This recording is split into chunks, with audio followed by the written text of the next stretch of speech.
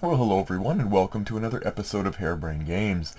This is a very impromptu video that I'm doing as a result of some questions that have come up regarding two games, one of which I reviewed, one of which I'm about to review, and so that will be posted before this video, but I'm going to call this a head-to-head series. This is where I take two games that seemingly are similar to each other, or at least are competing in a chronological space. They both released at the same time, or one released and is clearly something meant to compete with another, at least in some folks' minds.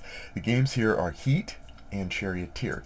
Heat from Days of Wonder, Charioteer from GMT Games. And the question is, and it's a very valid question, is do I need both? Do I need both this year? Or if I don't, which one did I personally prefer? And I'm doing this, basically I've had enough questions about this very specific topic that I'm doing it. Maybe I'll do it in the future for other stuff, but let's just get to it and cover it. I did a review of Charioteer and I rated it an 8 out of 10. What I liked about it was that it took a very simple sort of card pattern matching Zen-like approach to chariot racing, while still giving the idea that you're competing against other players. You're in an abstract way attacking other players. That you've got to contend with the turns in the corners of the chariot racing. You've got to consider the crowd and what they want and what pleases them. You've got to consider Caesar and what he likes.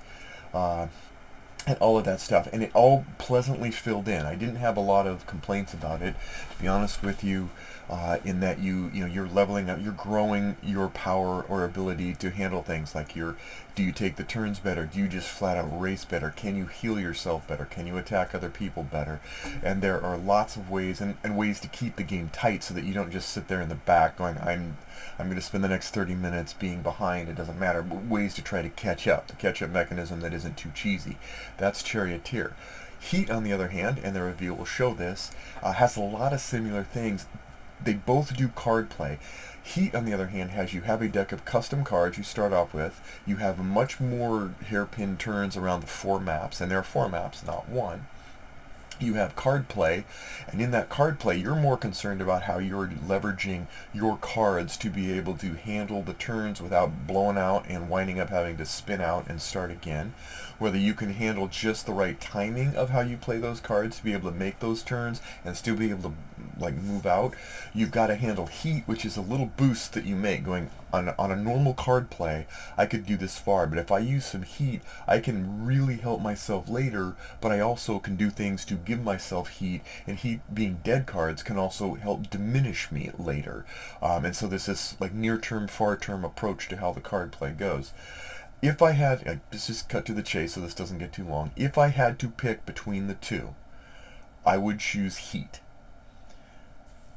That does nothing to dissuade my purchase of Charioteer as a bad purchase. I think they both stand out.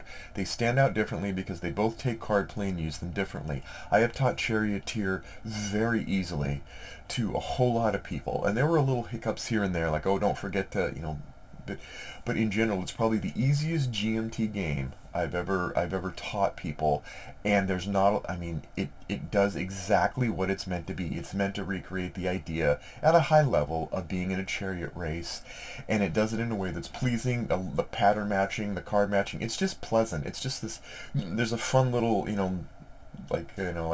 three, whatever, one-eyed, one-handed, whatever, Las Vegas, Reno slots kind of thing. That's sort of like putting it together, looking ahead for what the crowd wants. Both of these are $59 to me. It was $59 for Heat. It was $59 for Charioteer. That said, the reason Heat gets the nod is because A, you've got 4 racetracks, you've got your basic game, which you can teach pretty easily.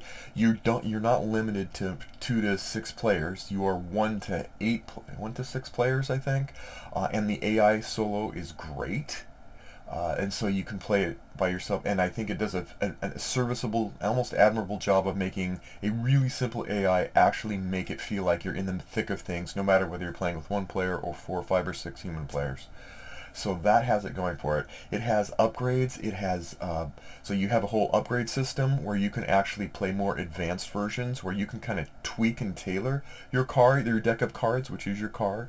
You've got the Heat management that really adds a lot to it. You've got a lot more to consider when you're making your turns in these. You can turn this tight corner, but you better be, come blasting out, or you could have a bunch of cards, play your cards wrong, and wind up being in a bit of a pickle. And then you got, again, the upgrades. You've got your basic upgrades, and you've got your advanced upgrades. Then you've got a whole weather system if you wanted to add that. Then you've got a whole campaign system. So as far as full featured, Heat absolutely gets the nod in almost every category except ease of play and the fact that it's neither of these directly intend to compete with each other. But to answer the question for those that have asked it, if I had to choose between Charioteer and Heat, I will choose Heat. Heat.